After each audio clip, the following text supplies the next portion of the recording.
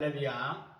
오늘은 성경신학, 특별히 살구나무에 대해서 말씀을 전하도록 하겠습니다. 인생을 살면서 최악의 상황을 경험해 보신 적이 있으신가요? 기울어진 운동장, 이런 말도 들어보셨죠?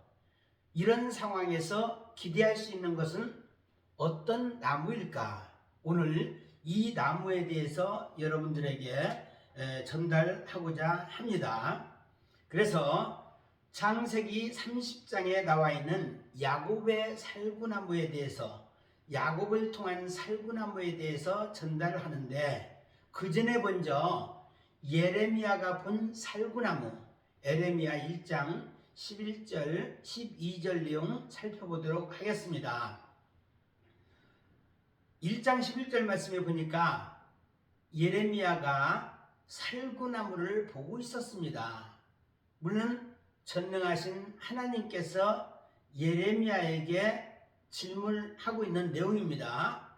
네가 무엇을 하느냐라고 이야기했더니 내가 살구나무를 보나이다, 이렇게 답변한 것입니다. 당시 예레미야를 거짓 선지자, 또 바보, 이런 식으로다가 사회적으로 그 매장 수준에 이렇게 직면하다 보니까 예레미야는 자신감이 없었습니다. 절망 상태에 있었습니다. 그러자 전능하신 하나님께서 나타나셔서 두려워 말라, 내가 너와 함께하며 너를 구원하리라 하고 말씀하십니다. 이것이 8절에 있는 내용입니다. 그러면서 이때 바로 예레미야에게 네가 무엇을 보느냐라고 질문했을 때 살구나무 가지를 보나이다 라고 11절에 답변한 내용이죠.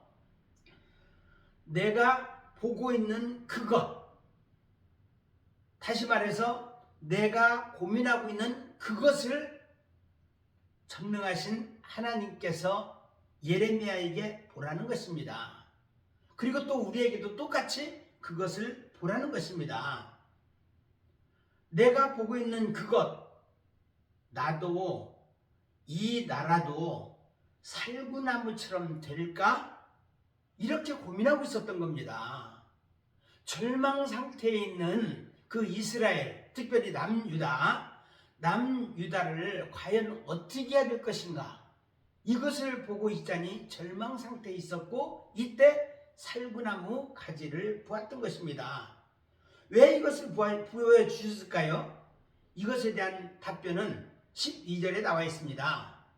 하나님께서 말씀하시는데 내가 내 말을 지켜. 누가 지킨다고요? 하나님께서 지키시겠다는 거예요. 약속입니다. 그대로 이루려 함이라. 단호한 하나님의 말씀이셨던 것입니다. 그것은 이 땅에 오셔서 이루실 그리스도와 그 메시지로 보아도 됩니다. 예레미야가 본 살구나무를 통해서 예수님의 부활을 보여주신 것이다 라고 말할 수 있겠습니다. 예수님의 죽으심과 부활, 이것은 이스라엘도 그대로 될 것을 미리 보여주셨다는 것입니다. 물론 조건이 있어요. 이스라엘은 모든 사람에게 그렇게 된다는 게 아닙니다. 이스라엘에서는 남은 자가 그대로 될 것이고, 우리 이방인에게는 이긴 자가 그대로 될 것이다. 이것을 말씀하고 있는 것입니다. 13절에서부터 16절 내용 조금 더 살펴보게 되면은 현재 이스라엘 상황을 그대로 표현하고 있는 내용인데, 끓는 가마가 북에서부터 기울어졌나이다. 이것은 예레미야가 보고 있는 내용이기도 합니다. 끓는 가마가 무엇을 의미할까요? 또 북이라고 하는 것은 무엇을 의미하며 기울어졌다는 것은 무엇을 의미하는지 우리는 알아야 됩니다. 그 의미를 알아야 됩니다. 끓는 가마라는 것은 심판을 의미합니다. 심판. 그리고 북쪽이라고 하는 것은 북방 세력. 특별히 그 당시에 바벨론 세력이 북방 세력의 최강자였잖아요. 그래서 북방 세력을 이야기하는 것이고, 또 기울어졌다는 것은 뭐예요? 가마가 기울어졌다는 것은 이제 좀 있으면 완전히 기울어졌을 때 위기가 닥친다. 심판이 임한다. 재앙이 임한다. 이제 기울어졌다. 이것을 의미하고 있는 것입니다. 임박한 상황이라는 것이죠. 그리고 이 땅의 모든 주민들에게 부어질 것을 말씀하고 계십니다. 그것이 14절, 15절 내용이에요. 여기에서 우리가 세상적으로 말한다고 하면은 현재 이 남유다 상태가 기울어진 운동장이다 라는 것입니다. 16절 말씀에 그 이유를 말씀하고 있죠. 무리가 나를 버리고, 이 모든 하나님의 백성이 나를 버리고 다른 신들, 누구입니까? 바로 우상이죠. 다른 신들에게 분향하며 절한다. 이것 때문에 지금 이제 남유다를 심판하겠다라는 하나님의 경고의 메시지인 것입니다. 우리 하나님께서 이 선민 이스라엘을 택해서 지금까지 애지중지 길러왔는데 다른 우상에게 절하고 있다? 이것은 우리 하나님께서 진노하실 만한 이유가 되는 것입니다. 질투하시는 하나님, 이것을 우리는 목도하고 있는 것입니다. 그러면서 17절에서 19절 내용을 보니까 예레미야에게 명령한 사명을 이야기합니다. 지금 살구나무 가지라고 했잖아요. 가지가 누구예요? 바로 예레미야인 것입니다. 그래서 내가 너에게 명령한 바를 그들에게 다 말하라. 이게 바로 목자의 사명인 것입니다. 그래서 내가 너희에게 명령한 모든 것들을 하나도 빠짐없이 다 말하라. 하나님의 말씀을 이 땅에 전달하는 것은 너무나 어렵습니다. 위험부담도 따라옵니다. 죽을 상황이 될 수도 있습니다. 사람들에게 듣기 편한 말을 일반적으로 목회자들이 하고 있죠. 그렇지만 쓴 말도 아낌없이 전해야 되는데 이 말을 다 하지 않는다는 것입니다. 왜 그럴까요? 이미지 관리를 해야 되니까, 성도 관리를 해야 되니까. 그렇지만 우리 주님께서는 하나도 빠짐없이 다 말하라. 이것이 하나님의 뜻이었다는 것입니다. 그러면서 예레미야가 떨고 있으니까 두려워하지 말라. 결코 네가 당하지 아니하리라. 내가 너희를 견고한 쐐기등 그리고 성벽이 되게 하리라. 물론 너희라고 하는 것은 예레미야를 말하는 것이고 예레미야를 따르는 모든 하나님의 백성을 이야기하고 있는 것입니다.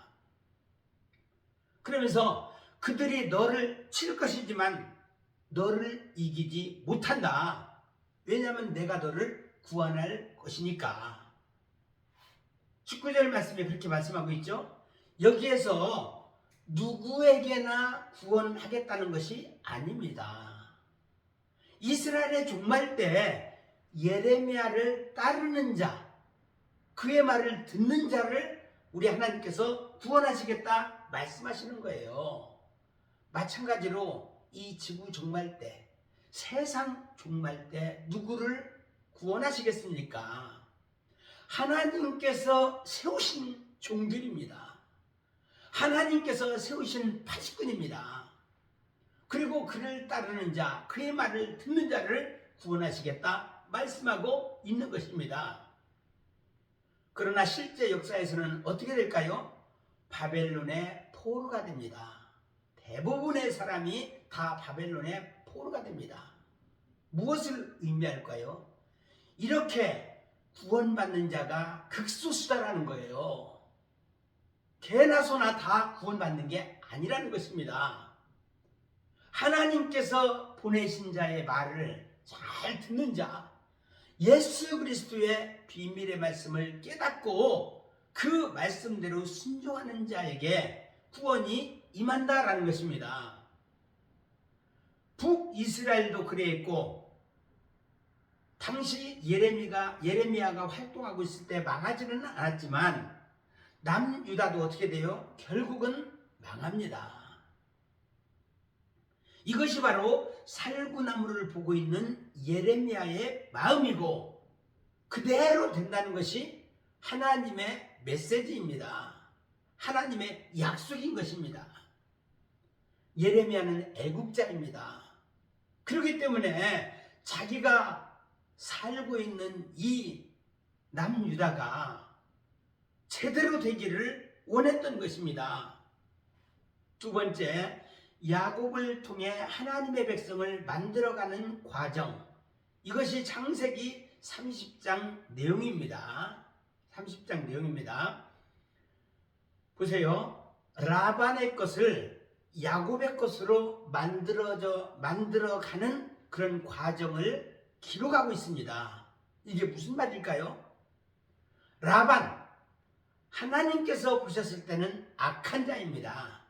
악한 자라고 하는 것은 남을 죽이고 어떻게 나쁜 짓을 했다는 게 아니라 하나님을 떠난 자를 우리 하나님께서는 악한 자로 보고 있는 거예요.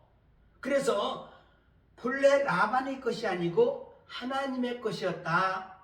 이런 전제하에 이 말씀을 보게 되면 도움이 됩니다. 그것을 하나님의 사람에게, 본래 하나님의 것이었기 때문에 하나님의 사람에게 되돌리려고 하는 하나님의 계획이 담겨져 있는 것입니다. 왜 그럴까요? 하와를 미혹하여 하와에게 사기쳐서 빼앗은 것이잖아요. 본래 하나님의 것을 그렇게 빼앗은 거잖아요. 선악과 사건을 통해서 미혹당한 자, 이들에게도 심판이 있습니다. 속이는 자에게만 심판이 있는 게 아니라 속은 자도 심판이 있다는 것을 명심해야 됩니다. 우리는 이 땅에 있으면서 세상적으로 또 영적으로 속으면 안 됩니다. 얼마나 많은 거짓들이 이 세상에 난무하고 있습니까? 세상적으로도 온갖 매스컴들이 거짓말을 일삼고 있고 또한 성경적으로 하나님의 말씀에 대해서도 온갖 거짓말들이 이 땅에 만연해 있습니다. 이런 속에서 우리 하나님께서 우리에게 당부하시는 것은 제발 속지 말라, 미혹당하지 말라, 깨어있으라, 이 말씀을 우리에게 하고 계시는 겁니다. 그래서 하나님의 방법은 어떻게 했을까? 그 되돌리기 위한 하나님의 방법은 야곱에게 지혜를 주었다는 것입니다. 그래서 하나님의 비밀을 깨닫게 하신 겁니다. 여러분들도 그 지혜를 얻으시기를 바랍니다. 이 하나님의 계획이 예언의 말씀이자 예표인 것입니다. 그리고 야곱이 라반과 품삯을 정합니다. 담대하게 자기의 그 외삼촌 이 라반과 이 결정을 내리는데 그 내용이 25절부터 36절까지 나와 있죠. 언제 지혜를 얻었을까요? 이것은 25절 말씀에 요셉을 낳았을 때입니다. 요셉이 누구죠? 바로 예수 그리스도로 예표되는 인물입니다. 예수 그리스도를 알 때부터 뭔가 생각이 뒤바뀐다는 것이에요. 어떻게? 내 고향 나의 땅으로 돌아가리라. 이런 마음이 생겨나기 시작한 겁니다. 야곱의 고향이 어디입니까? 육적으로는 가나안 땅입니다. 영적으로는 어디죠? 하늘나라입니다. 우리도 똑같아요. 우리가 가야 될 영원한 본향은 이 땅에 있는 육적인 고향이 아니고 우리의 고향은 바로 저 하늘나라인 것입니다. 예수 그리스도가 계신 그곳이 우리가 가야 될 본향이라는 것입니다. 그래서 품삯을 결정할 때 어떻게 했는가? 양 중에서는 아롱진 것, 그리고 점이 있는 것, 또 검은 것, 이것이 나의 것으로 달라는 얘기고, 또 염소 중에서는 점 있는 것, 아롱진 것, 아름지였다는 것은 얼룩얼룩하는 것을 의미하는 것입니다. 당시에 양은 흰색이 주류였습니다. 그리고 염소는 짙은색, 그 검거나 또한 그 갈색 계열, 이것이 주류였던 것입니다. 그런 속에서 라반이 야곱의 이야기를, 조카 야곱의 이야기를 들어보니까 상식에 맞지 않는 제안을 하고 있는 거예요. 그러다 보니까 야곱의 제안에 바로 수락했던 것입니다. 오케바리 했던 것입니다. 실상 어느 하나도 주는 것이 아까웠던 라반의 입장인데 이런 제의를 하니까 무조건 오케이 했던 것입니다. 그런데 보세요. 이 라반이 얼마나 욕심이 많은지 현재 상태의 양, 아롱지고 점이 있고 검은 것들은 이것은 누구에게? 자기 조카에게 주어야 되잖아요. 염소 중에서는 점 있고 아롱지고 주어야 되잖아. 그런데 이게 또 얼마 희귀한 것들이에요. 그럼에도 불구하고 갑자기 자기 아들들에게 다 줍니다. 아들들에게 다 주는 거예요. 야곱에게는 하나도 주고 싶지 않았던 겁니다. 그리고 또 아들들과 함께 라반은 길을 떠납니다. 그래서 사흘길쯤 떨어진 곳으로 거리두기를 하는 거예요. 속임수와 거리두기 작전으로부터 야곱에게 한 푼도 주지 않으려고 생각했던 것입니다. 이 야곱은 홀로 남아서 라반의 양떼를 돌보게 됩니다. 조금이나마 남은 약속된 짐승까지, 그 가축들까지 다 가지고 갔던 그 외삼촌이 얄미웠을 수도 있겠습니다. 그렇지만 야곱은 누가 있어요? 바로 전능하신 하나님이 야곱과 함께 계셨던 것입니다. 사실 새끼를 쳐도 확률 게임에서 지금 이제 야곱이 제시한 그런 그 종자가 나오기 굉장히 어려운 상황입니다. 왜냐하면 그런 종자들을 다 데리고 갔잖아요. 그럼에도 불구하고 야곱에게는 누가 있다고요? 바로 전능하신 하나님이 계셨다. 저와 여러분도 똑같습니다. 우리가 아무리 절망 상황이라 할지라도 우리에게는 누가 있어요? 바로 예수 그리스도가 우리와 함께 계신 겁니다. 그래서 하나님께서 주시는 두 번째 지혜가 발동이 됩니다. 37에서 43절 내용입니다. 그리하여 버드나무, 살구나무, 신풍나무가 필요하다는 것을 알았습니다. 다시 말해서 예수 그리스도가 필요하다. 이것을 느낀 거예요. 여러분, 예수 그리스도가 그냥 필요한 게 아니라 나의 전부가 되어야 된다. 이런 깊은 신앙인으로 들어가시기를 바랍니다.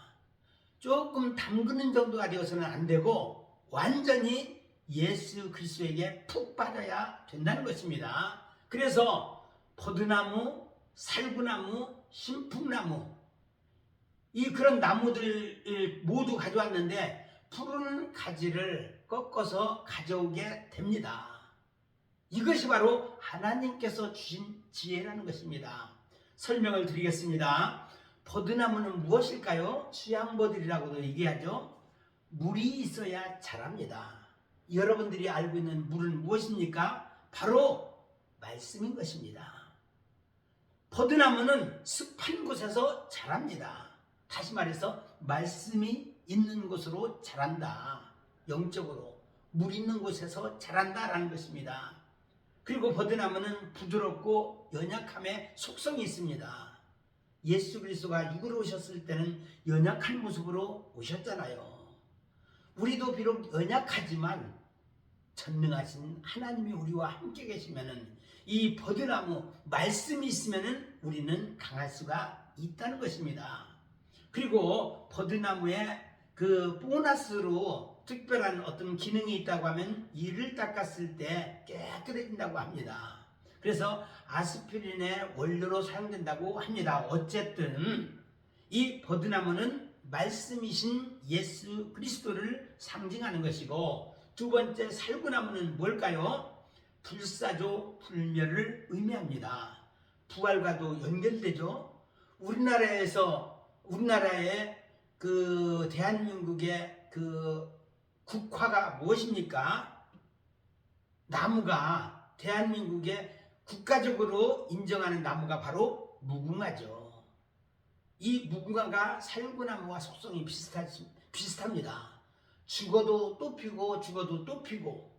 그래서 무궁화를 얼마나 싫어했는지 일본 사람들이 무궁화를 다 없애버리고 거기서 벚꽃을 심었다는 얘기가 있습니다. 그래서 이 살구나무는 바로 불멸의 나무다, 부활의 나무다 라는 것입니다. 그래서 깨우다, 히브리어로는 쉐체드라고 얘기하죠. 깨어난다, 이런 의미가 있다고 합니다. 그래서 예수님의 부활을 상징한다고 하죠. 그런 의미에서 살구나무는 뭐다? 부활이신 예수 그리스도를 의미한다라는 것이고, 세 번째 신풍나무 이야기입니다. 플라타너스라고도 얘기하는데, 널따에서 유래돼가지고 그늘지어 쉬게 한다. 그래서 예수 그리스도를 뭐라고 말해요? 예수님께서 수고하고 무거운 짐진 자들아 다 내게로 오라, 내가 너희를 편히 쉬게 하리라 말씀하셨잖아요. 바로 신풍나무 이야기입니다. 그 안에 있을 때 정화 기능도 있어요. 정화 기능이 있습니다. 청소하는, 깨끗이 하는 그 기능이 있고, 그래서 대기오염도 해소시킨다고 합니다. 그리고 안식과 쉼, 예수 그리스도의 그늘, 이것을 의미한다고 하는 점에서 신풍나무는 영원한 안식이신 예수 그리스도를 상징한다 라고 말할 수 있겠습니다. 이 세 가지 모습이 뭡니까? 바로 예수 그리스도의 사역을 의미합니다. 발견하지 못하면 생명이 없습니다. 예수 그리스도 없는 삶은 죽은 삶이나 똑같다는 것입니다. 우리 입장에서. 그래서 생명이 없다. 새 나무 가지의 껍질을 벗겨 흰 무리를 냈다. 그리고 그 껍질을 벗긴 가지들을 물 구유에 세웠다. 한번 여러분 그림으로 상상을 해보세요. 껍질을 벗겨서 흰 무리를 내는 거예요. 그러다 보니까 얼룩얼룩한 이런 형상도 보이겠죠? 그 껍질 벗긴 흰 무리를 낸 이런 가지들을 낼 것 같은데, 물 있는 곳으로 이제 구유가 있겠죠. 이 양떼들이나 염소떼가 있으면 그 물 구유, 그 위에다가 이 가지들을 세우는 거예요. 그 후에 양이나 염소가 물 마시러 올 때마다 수태게 된다는 거예요. 새끼친다는 거예요. 그게 38절 내용입니다. 물구유 앞에서 염소, 또 이제 그 양, 이런 것들이 새끼가 변하는 것. 왜 변할까요? 예수 그리스도로 상징하는 이 세 가지 나무를 보았기 때문에 그렇습니다. 이 세 나뭇가지가 전부 예수 그리스도를 의미하기 때문에 그런 것이죠. 예수님을 발견해야만 하나님의 백성으로 변하기 때문입니다. 우리는 하나님께서 주시는 지혜를 활용할 필요가 있습니다. 세상 지혜를 말하는 것이 아니라 하나님께서 주시는 지혜대로 순종할 때 복이 됩니다. 그 후에는 어떻게 될까요? 하나님께 맡기는 겁니다. 나는 그냥 순종하고 그 이유는 하나님께 맡기는 겁니다. 보세요. 그 다음에 흰 양이 어떻게 하나님의 백성으로, 제가 이제 신학적으로 아예 설명을 드리는 겁니다. 여기서 뭐 이 세 가지 아름진 거 이것을 말하는 게 아니라, 이것은 결국은 하나님의 백성으로 변하는 과정을 지금 상징하는 겁니다. 의미하는 겁니다. 보니까 흰 양이 어떻게 아름지고 점백이라든지 이 검은 것이라든지 이렇게 변하는 것은 비정상적이다 이 말입니다. 하나님 백성의 비정상적인 현상은 39절에서 찾아볼 수 있는데, 얼룩얼룩한 것, 점박이 아름진 것, 이게 바로 뭐예요? 씨 가진 것들입니다. 지난 시간에 제가 씨에 대해서 말씀을 드렸잖아요. 이런 씨 가진 것을 누가 가져갔어요? 다 삼촌 라반이 갖고 갔는데, 이런 것이 또 태어난다는 것은 전적인 하나님의 작품인 것입니다. 하나님께서 개입하셨기 때문에 가능하다라는 것입니다. 이런 짐승을 뭐라고 말해요? 하나의 돌연변이다 라고 말할 수 있겠습니다. 사람들 눈에는 분명히 비정상적이고 돌연변이다 라는 것입니다. 그러나 일반 사람들이 원하는 것은 눈에 보이는 것이고 현실적인 것입니다. 이렇게 이상과 돌연변이를 사람들이 별로 원하지 않습니다. 저나 여러분은 세상 사람이 볼 때 비정상적이고 돌연변이다 라고 생각하는 거예요.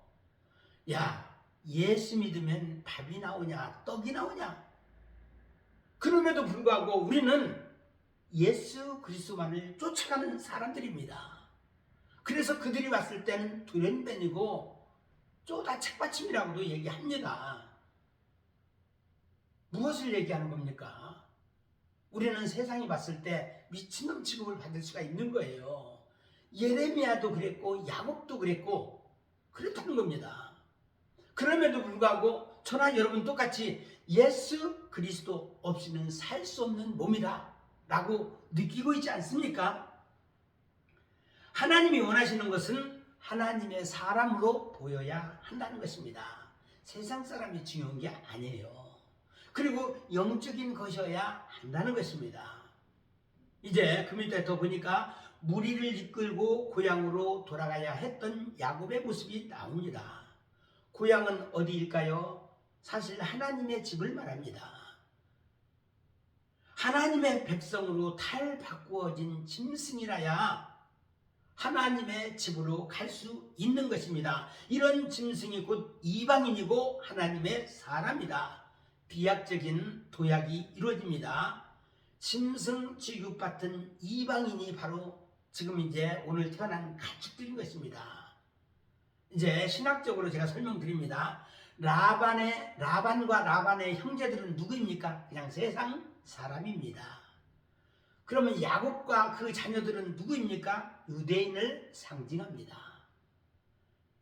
그러면 야곱이 그 이제 키운 가축대들, 그 돌연변이 가축대들은 무엇을 의미합니까? 당시 짐승 취급받은 이방인을 상징한다는 것입니다. 교수님, 너무 이렇게 비약해서 얘기하는 거 아닙니까? 아닙니다. 에스겔 34장 31절 말씀에 보니까 내 초장의 양이 곧 사람이다 라고 말씀하고 있어요. 성경은 비밀의 언어라고 말씀하고 있지 않습니까? 야곱 속에 감추어진 이방인 이야기를 지금 설명하고 있는 것입니다. 그래서 모든 사람이 다 하나님의 백성이 되는 게 아니라는 겁니다. 내 초장의 양이, 다시 말해서 하나님께서 만들어 놓은 그 초장의 양, 이들이 곧 사람이다. 짐승이 아니고 사람이다 말씀하고 있는 것이에요. 또한 이 모습이 바로 살구꽃 형상, 출애굽기 37장 20절 내용입니다. 살구꽃 형상, 우리는 영적으로 살구꽃 형상이어야 합니다. 이런 모습으로 바뀌어야 합니다. 뒤에 또 나오니까 그때 자세히 설명을 드리도록 하겠습니다. 부활을 상징하는 살구나무를 통해 얻은 것이 무엇일까요? 첫 번째, 의롭게 됩니다. 죄인에서 의인으로, 짐승에서 사람으로 바뀌어졌다는 것입니다. 이게 무엇을 의미할까요? 살구나무는 부활 사건을 깨달은 자만이 살구나무의 비밀을 알 수가 있습니다. 마태복음 27장 50절 51절 말씀 읽으면서 이상하다라고 생각하고 있지 않습니까? 무슨 말인고 하면 예수님이 십자가에 죽으신 바로 그 순간에 갑자기 휘장이 위에서부터 아래로 쫙 찢어졌다는 말이 나옵니다. 그리고 이어서 지진이 나고 땅이 진동한다는 말이 나옵니다. 이것을 깨달은 자가 되어야 됩니다.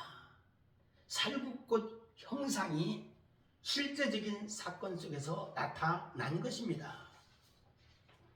우리 육체의 찢어짐을 깨달은 자가 되어야 돼요. 실상 휘장의 위에서 아래로 찢어졌다는 것은 예수 그리스도께서 완전히 죽으셨을 때 육체가 갈기갈기 찢겨진 그 모습을 의미합니다. 우리는 예수 그리스도의 죽음이 나의 죽음이 되어야 됩니다. 그리고 그의 부활이 나의 부활이 되어야 된다는 것입니다. 예수님께서 육체가 갈기갈기 찢겨졌다는 것은 내 육체 또한 갈기갈기 찢겨졌다는 것을 의미합니다. 그리고 예수님의 부활이 바로 나의 부활이 된다는 것입니다. 우리도 함께 죽었다가 부활된다, 이것을 말하고 있는 것입니다. 그리고 보세요. 그리스도의 빛이 우리의 육체를 비출 때, 육체가 바로 무덤이에요. 무덤. 왜냐하면 우리의 마음, 심령이 육체라고 하는 무덤에 갇혀 있잖아요. 비추어질 때 그때 자유함을 얻어서 성도의 몸이 많이 일어난다는 거예요. 죽은 영혼들이 살아난다는 겁니다. 그리스도의 빛이 비추어진 자에게 그렇다는 겁니다. 그리고 그들은 육체 밖으로 나오는 현상, 이게 바로 기적을 체험하는 현장인 것입니다. 그리고 육체에 예속되지 않고 영혼이 자유함을 얻었다라는 말이 나오죠. 이게 무슨 말이죠? 예수님의 부활 위에 자유함을 얻은 자들이 무덤에서 다 나오는 것입니다. 영혼이 육체 밖으로 나오는 자유의 삶을 누리게 되었다. 보세요. 요한복음 5장에 있는 내용 나오잖아요. 무덤 속에 있는 자가 다 그의 음성을 들을 때가 오나니 곧 이때라. 듣는 자는 살아나리라 말씀하고 있지 않습니까? 자유함을 받는다는 것입니다. 육체 안에 영혼이 있고 육체 밖으로 나오는 영혼이 있는데, 육체 안에 있는 영혼은 눈에 보이는 실체를 바라보게 됩니다. 왜냐하면 무덤 속에 갇혀 있기 때문에 육적인 눈으로 바라봅니다. 영적인 것이 약하기 때문에. 그러다 보니까 그 실체가 봐요. 먹음직하고 보암직하고 탐스러운 땅의 것을 추구하는 인간이 된다는 것입니다. 현실적인, 현재적인 천국만을 인식한다는 것입니다. 그런데 보세요. 육체 밖으로 나온 영혼은 뭘까요? 약속을 바라봅니다. 하나님의 미래적인 천국까지 바라본다는 것입니다. 그래서 육체 밖으로 나온 영혼은 금덩이라고 하더라도 돌같이 여기는 성숙한 믿음의 소유자가 될 수 있다는 것입니다. 그래서 육체적이고 미혹적인 것에 흔들리지 않는 영적인 거장이 된다는 것입니다. 두 번째 이야기, 아론 이야기를 전하도록 하겠습니다. 민수기 17장에 나오죠. 12지파를 부릅니다. 그리고 각 지파 두령이 12지팡이, 각각의 지팡이를 취하게 하고 그 지파의 두령 이름을 쓰라라고 얘기합니다. 수장 이름을 쓰게 합니다. 그래서 레위 지파에는 그 두령이 누구예요? 아론이잖아요. 그래서 아론 이름을 쓰게 한 것이고, 나머지 지파도 똑같습니다. 그리고 12개의 지팡이들을 전부 다 어디로 가져가요? 증거계 앞에, 법계, 언약계라고도 얘기하죠. 증거계 앞으로 가지고 갑니다. 거기에 놔둡니다. 그리고 그 이튿날 다시 지팡이 전부를 가져옵니다. 각기 자기 지팡이를 취하게 하신 것이죠. 그런데 유독 아론 지팡이에만 um이 돋고 순이 나고 꽃이 피며 살구 열매가 열렸다라는 내용이 8절에 나와 있습니다. 민수기 17장 8절. 왜 하필 살구라는 말이 나올까요? 다시 한번 살구에 대해서 말씀드립니다. 쉐케드, 히브리어로 쉐케드라고 얘기하는데, 잠자는 자를 깨운다, 죽은 자를 깨우다, 그리고 또 부활한다, 그런 의미가 담겨 있는 거예요. 내가 먼저 깨어나고 그리고 남도 깨우는 그 나무가 바로 살구나무라는 것입니다. 겨울을 깨우고 봄이 왔음을 알리는 나무라는 뜻에서 이런 이름이 붙여졌다라고 합니다. 사실 살구에 대한 의미는 예레미야도 알고 있었고 야곱도 모세도 아론도 다 알고 있었다는 말이 됩니다. 성경에서 살구는 실제 감복숭아, 거기는 아몬드라고 얘기하죠. 그래서 꽃의 모양이 살구를 닮아서 번역된 것 같다 이렇게 말하는 신학자들도 있습니다. 작은 두 번째 아론 지팡이와 예수님에 대해서 말씀을 드리겠습니다. 아론 지팡이, 여호와의 명대로 아론 지팡이를 증거계 앞으로 도로 가져다가 간직한다. 그래서 그 12지팡이 중에서 아론 지팡이만 그 중에 채택이 된 것입니다. 그래서 법궤 안에 간직하게 된다는 것이에요. 법궤 안에 여러분들 들어있는 세 가지, 처음에 들어있던 세 가지가 뭡니까? 두 돌판, 십계명이 기록된 두 돌판이죠. 두 번째로는 아론의 쌍난 지팡이, 그리고 세 번째는 만나가 들어있는 항아리가 있어요.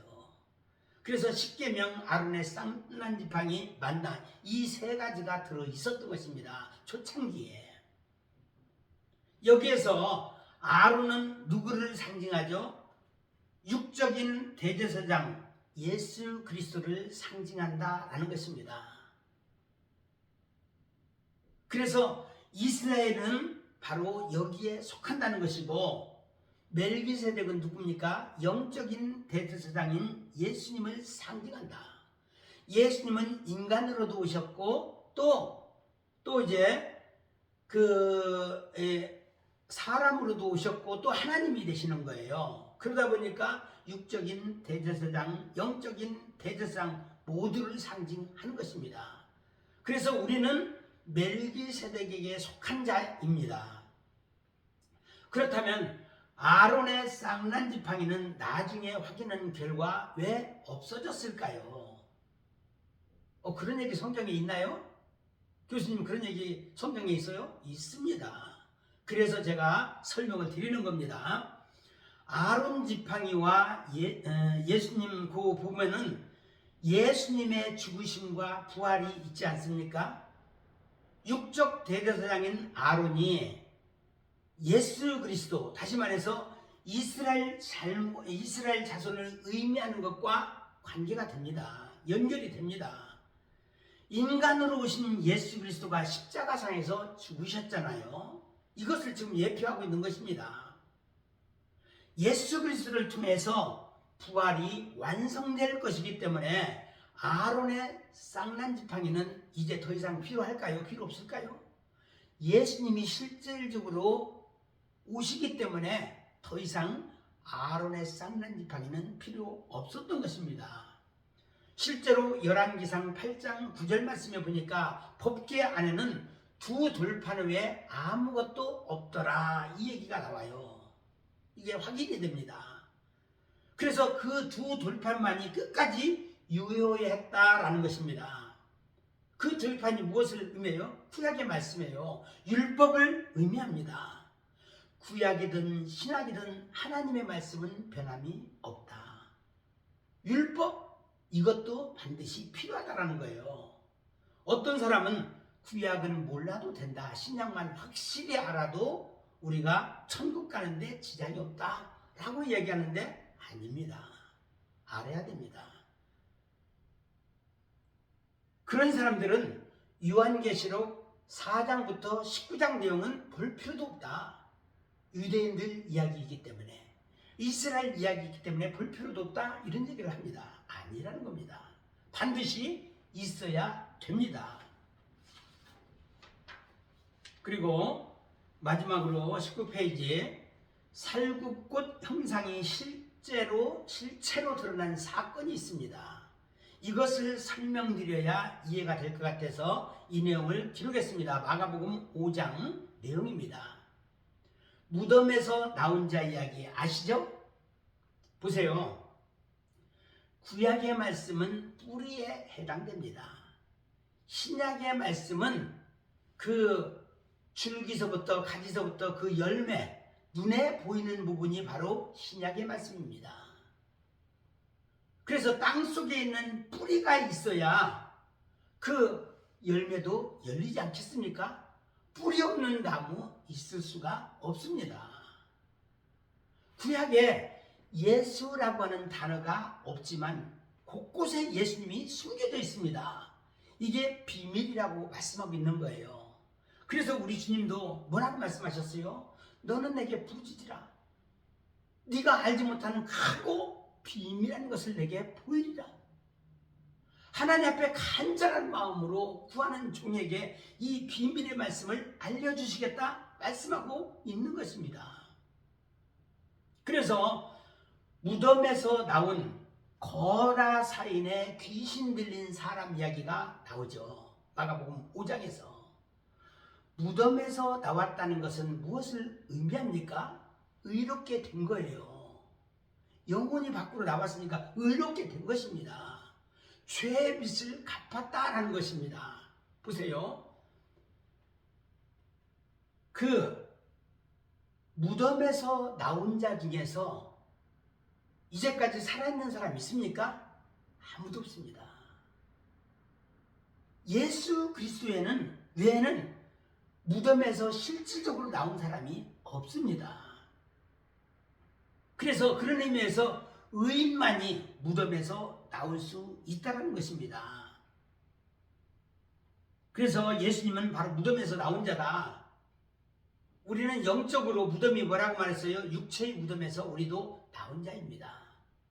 물론 몸뚱아리는 아직 변화되지 못했지만 현재 이 상태, 예수님을 믿고 있는 이 상태는 육체의 무덤에서 나온 자입니다. 이것을 성경 신학적으로 그리고 영적으로 우리가 알아야 됩니다.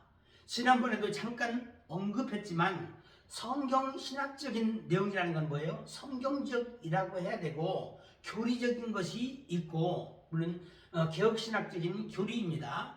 그리고 이것보다 더 중요한 것은 율법과 복음 이 관계를 설명하는 것이 바로 성경 신학적인 해석입니다. 그런데 영적인 해석은 뭐라고 말했어요? 그것이 나와 무슨 상관인데 나에게 그 말씀이 어떤 도움이 되는데 나와 연결시키는 것은 바로 영적인 것입니다. 그런 의미에서 우리는 육체라고 하는 무덤에서 나온 자입니다. 나에게 적용시킬 때 영적으로 이렇게 해석할 수 있다는 것이죠. 그렇다고 하면 이 사람은 왜 무덤 사이에서 살아가고 있을까요? 한마디로 무덤 속에서 나오긴 했지만 귀신들이 놓아주지 않았다는 것입니다. 다시 말해서 영적으로 자유함을 얻지 못한 것입니다. 아직까지 그 육체의 무덤 밖으로 나왔는데 귀신의 영향권 아래 있기 때문에 몸이 말을 듣지 않는 것입니다. 사실 우리가 행동하는 모든 것들은 뭐예요? 몸으로서 영으로서 몸의 행실을 죽이는 거예요. 성령 충만할 때 우리의 육체적인 것도 자아가 깨어질 수가 있는 겁니다. 영은 무한한 세계 속에 있는 것이고 육은 제한된 속에 있습니다. 그래서 우리도 성령의 다스림을 받아야 돼요. 말씀과 성령의 다스림을 받아야 되는데 이렇게 다스림을 받지 못하니까 귀신의 영향권 아래 있다라는 것입니다. 그래서 쇠사슬과 고랑이라는 표현이 나오고 있죠. 이것은 뭐예요? 우리를 얽어매고 있는 현실적인 모습을 말합니다. 다시 말해서 부분적인 해방은 얻었지만 발목과 손목이 다 묶여져 있고 그리고 이 목까지 묶여져 있는데 이것을 끊으려고 지금 애쓰고 있는 모습이에요. 물론 여기까지 나온 것은 인간 의지적으로 아주 굉장한 위치에 도달한 겁니다. 무덤 밖으로 인간의 의지로 무덤 밖으로 나오는 것이 거의 불가능한 일인데 이 사람은 나온 거예요. 이것을 지금 기록하고 그런 의도로 기록되어 있다는 것입니다. 주님 앞에 가고자 하는 노력을 하고 있지만 세상이 볼 때는 누구예요? 미친 사람이에요. 그런데 영적으로 하나님이 보셨을 때는 미치지 않았다라는 것입니다. 무엇을 말해요? 이 말씀은 하나님 입장에서 바라봐야 됩니다. 우리 인간의 지식으로 바라보면 안 된다는 거예요. 다시 말해서 우리 하나님이 보실 때는 아무것도 아니다라는 거예요. 하나님이 툭 치면 영적으로 자유함을 받을 수 있기 때문에 그렇습니다. 우리 주님께서는 이렇게 만지기만 해도 그 사람이 자유함을 얻을 수 있잖아요. 4절 말씀에 보니까 끊었다, 깨뜨렸다 이 얘기를 합니다. 자기 힘으로 끊었다는 거예요. 이렇게 간절하게 기도하는 모습을 지금 상징합니다. 실제 그 사람이 그렇다는 얘기가 아니고 이것을 우리에게 보여주고 있다는 것입니다. 아무리 애쓰고 간절하게 해도 인간의 의지는 한계가 있습니다. 거기까지입니다. 그래서 무엇을 말하고 있습니까? 사도행전 4장 10절 말씀에 천하 인간의 구원을 얻을 만한 다른 이름으로 에게 주시지 않았다라고 말씀하고 있지 않습니까? 자기 스스로 구원은 불가능함을 보여주는 대목인 것입니다. 자기 힘으로 불가능하기 때문에 무덤에서나 산에서나 고래고래 소리를 지르는 모습이에요. 가끔 하나님의 말씀과 성령 없이 막 산에서 또 기도원에서 고래고래 소리를 지르는 사람이 있을 수가 있습니다. 반드시 말씀과 성령으로 우리가 부르짖어야 됩니다. 말씀 없이 성령만 받으면 된다고요? 말이 안 됩니다. 어떻게 이제 기름 없이 어떻게 불이 계속 탈 수 있습니까? 장작 없이 어떻게 계속 기도할 수 있겠습니까? 불가능합니다.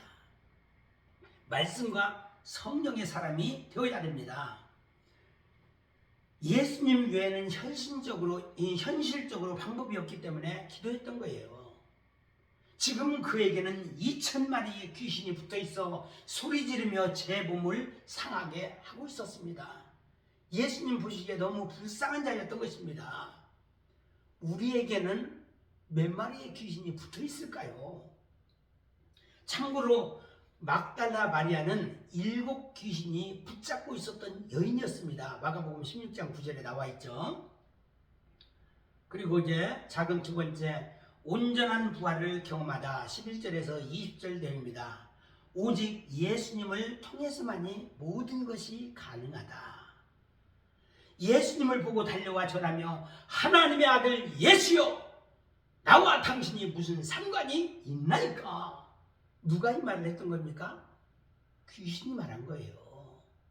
왜 자기 영역에 하나님의 왕 예수님이 손수 오셨습니까? 제발 좀 가주세요 라는 이야기예요. 귀신이 항변했던 말입니다. 그러나 그 사람을 보고 불쌍히 여기심으로 귀신을 내쫓겨냅니다. 8절 내용이에요.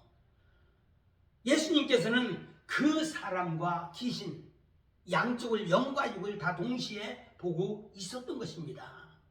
그리고 귀신이 사정하길래 돼지떼에게로 들어가기를 허락해 줍니다. 귀신에게도 좀 자비를 베풀어 준 겁니다. 그러자 어떻게 돼요? 비로소 그 사람은 짐승이 아니라 사람이 됩니다.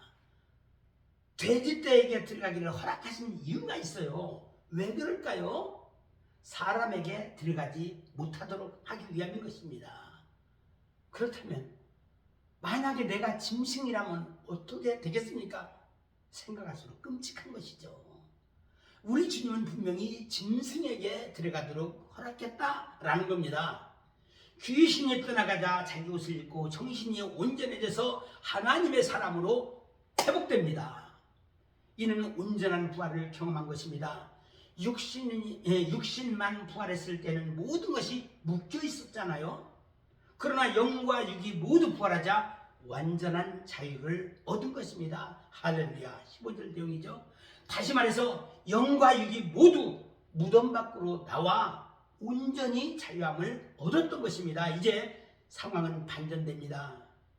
무슨 말을 하고 있습니까? 그 동네 사람들은 예수님께 떠나가기를 요청합니다. 17절에 요청하죠. 그러나 귀신 들렸던 사람은 오히려 예수님과 함께 있기를 요청합니다. 18절에서 그 내용을 기록하고 있죠. 상황에 반전 역사가 일어납니다. 완전 자유함을 얻은 자의 모습과 몇 마리 귀신이 붙은 자의 모습이 대조를 이루고 있습니다. 이렇게 군대 귀신 들렸던 자가 살구꽃 형상으로 온전히 회복된 것입니다. 살구꽃 형상이 무엇입니까? 우리는 하나님의 형상으로 회복돼야 돼요. 부활이신 예수 그리스도 살구꽃 형상으로 우리가 회복되어야 한다는 것입니다. 그러자 대가볼리, 이 귀신 들렸다가 고침받은 이자가 대가볼리 10개 지역에서 예수 그리스도를 전파하는 부활의 산 증인이 됩니다. 히브리서 4장 12절 말씀 여러분 잘 알고 계시죠? 하나님의 말씀은 살았고 운동력이 있어 좌우에 낮추는 어떤 검보다도 예리하며 혼과 영과 및 관절과 불수를 찔러 쪼개기까지 한다 말씀하셨잖아요. 이런 하나님의 말씀을 소유해야 합니다. 로고스의 말씀을 말하는 것이 아니라 레마의 말씀, 성령이 함께하는 그 말씀을 우리가 알아야 한다는 것입니다. 아무쪼록 마치겠습니다. 여러분 속에 하나님이 원하시는 그 진정한 말씀이 새겨지시기를 주님의 이름으로 부탁드립니다. 아멘.